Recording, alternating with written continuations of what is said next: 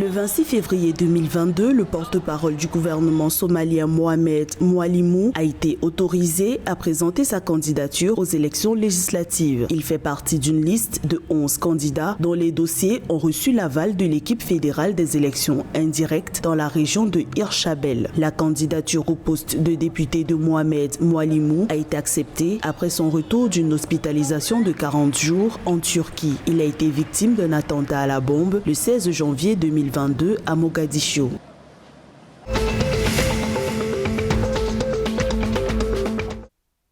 La campagne électorale de 14 jours s'est ouverte le 26 février 2022 à Djibouti. Les meetings en vue des élections communales et régionales se sont tenus dans les localités de Djibouti-Ville, Balbala, en passant par Ali Sabié, Dikil et Tadjoura. L'enjeu principal de ce scrutin repose sur la mise en œuvre effective de la décentralisation dans le pays, un projet qui a reçu un financement de 20 millions d'euros de l'Union européenne et de l'Agence française de développement au cours de la mandature qui s'achève. Notons que le calendrier électoral a été modifié, les communales et régionales prévues le 25 février se tiendront le 11 mars 2022.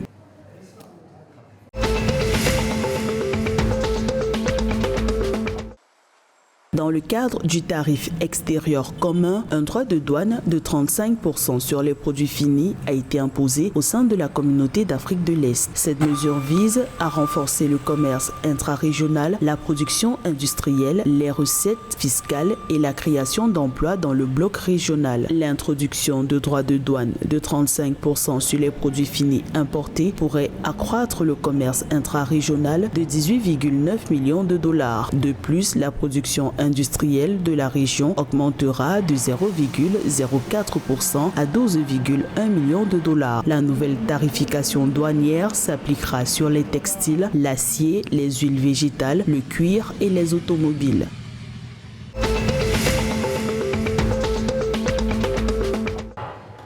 Au Kenya, 8,2 millions de personnes ont accès à l'électricité, soit 76,49% de la population. Des chiffres qui font du Kenya le leader en matière de fourniture électrique de l'Afrique de l'Est, d'après l'autorité kenyane de régulation de l'énergie et du pétrole. Le réseau de transport et de distribution d'électricité à travers le pays couvre un total de 248 834 km. Pour les autorités du Kenya, il s'agit d'un pas positif vers la réalisation de la vision 2030 du pays.